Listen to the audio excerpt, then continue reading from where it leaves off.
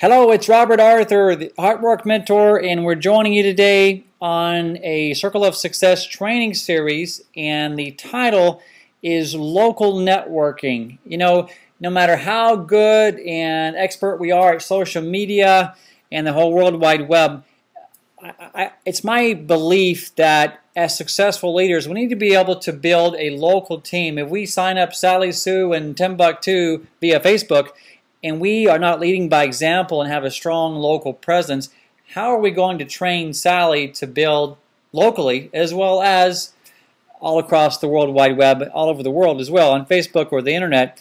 So I'm going to cover some three little areas where we can find quality business owners and professionals in your local market. My wife and I have been in and out of the industry now 18 years. We love network marketing. We call our version or interpretation of the industry, what we do, heart work marketing, and love what we do. We've earned a lot of income. We've been able to help many people.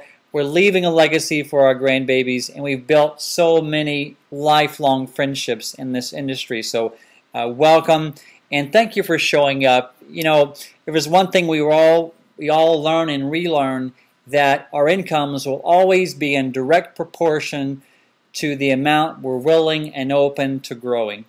So thank you for sharpening your saw, and thanks for, again, stepping up and showing up. You are the VIP, my friend. The Circle of Success is a term that was coined by one of our dear friends and mentors, George Ruiz. He's one of the millionaires and one of our companies that we're involved with, and we love him dearly. And these connections are the IPAs, the income-producing activities of our business.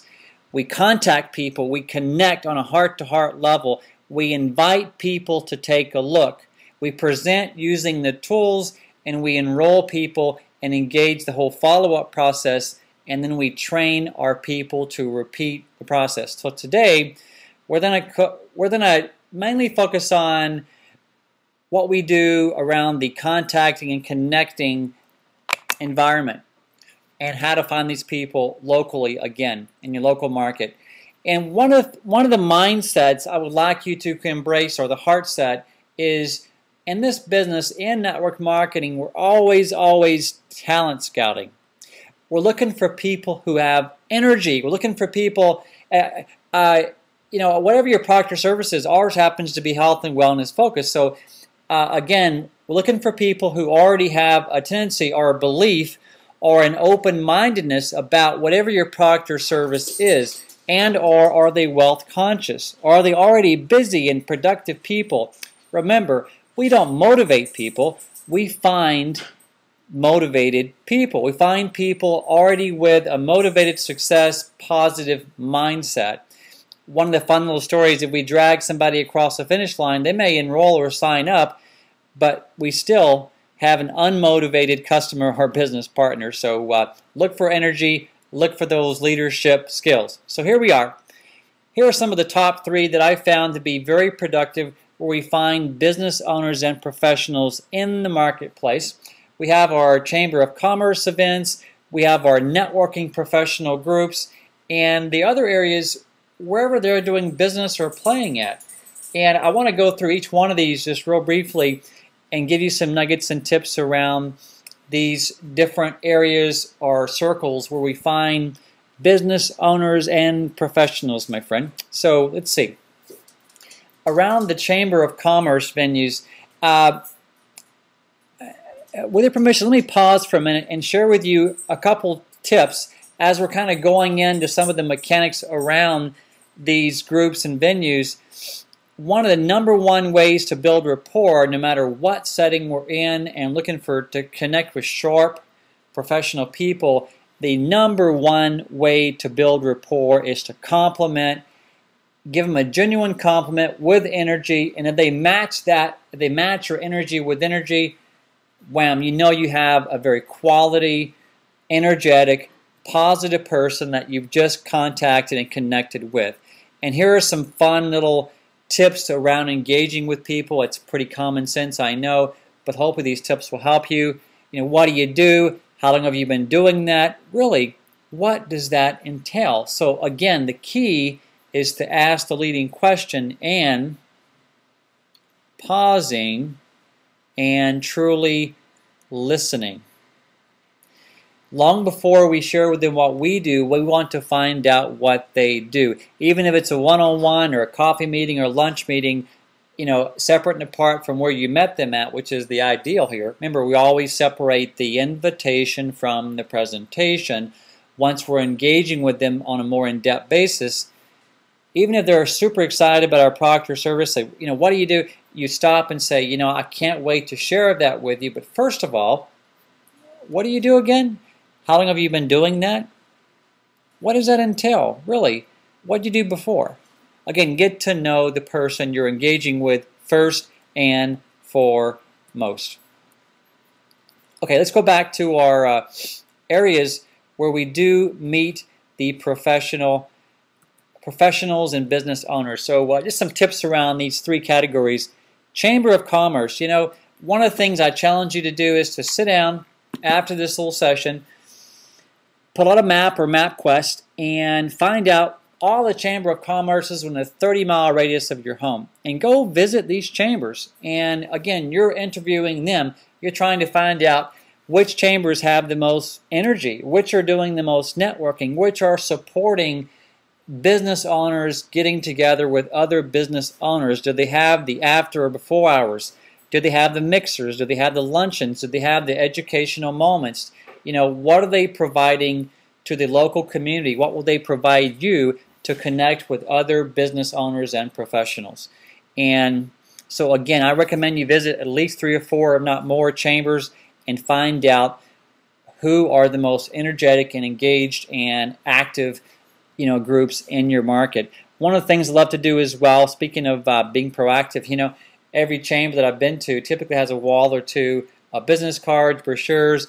A lot of times I'll walk out of a chamber office with a member directory and a handful of 30 or 40 cards of any business. I go through the business owners and chamber members and find ones that have definitely a connection with my product or service or my business. And then I contact them. I have a little script that I use, and I'm sure you can find a good one from your upline leaders. That one of my favorite approaches is the sample approach, or you call a business owner up and say, hey John, it's Robert. I just came from the chamber office. I was looking to speak with a couple of sharp business owners in town and professionals. By the way, I see you're a member. Have you been to any of the chamber activities? What do you think? What are the most active groups in the area? Again, you're just calling a professional, making a friend, and asking them for advice. And then they will always ask you, well, what do you do? What's your product? What's your service? And then a couple of my favorite ways to go from there is that I love to buy you lunch, or love to grab a cup of coffee, find out more about what you do, love to share with you what I do, see if we can do a little business together. Or you might say, well, if your product or service is something you can sample, then when's a good time for me to swing by? Love to drop you off some samples of our goodies and get your feedback on this. So whatever your approach is, there's all kinds of ways to leverage the member directory and some of the business cards, whether you join that chamber as a member or not. Remember, you're interviewing different groups to find the most active chambers. As far as networking professional groups, this will always be kind of a staple, at least in my opinion, of the successful leaders in a given area. The meetup.com is a wonderful website. You go there, type in your city or your zip code, and you can type in business networking or entrepreneurs or professional women's groups. You can find, if you're in a bigger area like any town of 40 or 50,000 plus, or even the smaller towns, typically you're closer to a bigger area. There's more meeting groups and professional groups than you could ever attend. But again, the key, just like the chambers, is to visit a number of groups to find the open, energetic, non-cliquish groups. And Toastmasters is a wonderful, productive group. The Business Network International, professional women's groups. I know one of my six-figure earners on our team, she has a lot of success right now with networking groups. I've always had success. One of the keys to it is to plan to engage with that group a minimum of 3 to 6 months. Again, you have to go in there, build relationships, build friendships, build trust and rapport, and do the one-on-ones. The business always occurs before or after the actual meet-up group. So again, the keys to these groups: you go in as a professional, you make friends, and you look for the energy and open groups. Otherwise, you go next.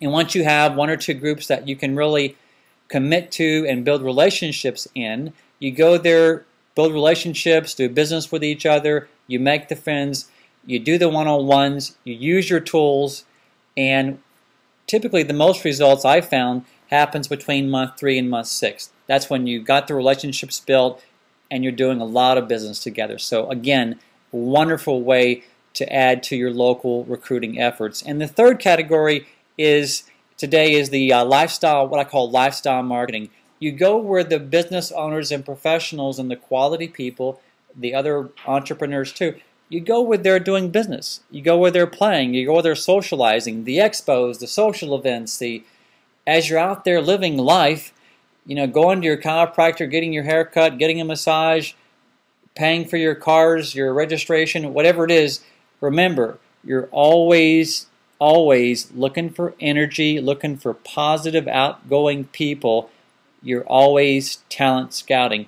If you see the word canvassing, I'll do another training later on about canvassing. Canvassing is a method that we use going business to business, and it works the best if you do target businesses that have somewhat of a connection to your product or service. And again, all these groups and these areas do work, and they're productive if you do some of these keys. And here are some of the keys around making these work.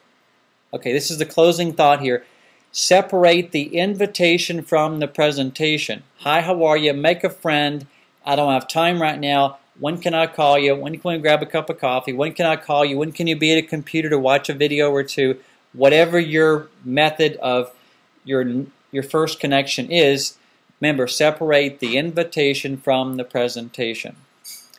Go right to the appointment. Use the sample approach. Use the feedback approach. Whatever your fun connection line is, use that to get face-to-face and meet the business owner and professionals, entrepreneurs in your area. The key is following up and following through, then following up some more, and then following up some more. That's one of my areas I'm always working on, is my follow-up. Remember, it takes an average of 5 to 7 contacts before somebody typically acts or does business with you. And the last tip here, remember, professionals sort, amateurs convince. We sort, sift to find the quality, positive, motivated people. And again, just in summary, be and go where the professionals are. Look for leaders. Have a sorting, sifting mindset. Use the tools and follow up. Remember, amateurs convince, professionals sort. Be around for the harvest. Look for positive, health-conscious, and motivated people. If you want success in this lifetime, look for leaders. Leaders attract other leaders.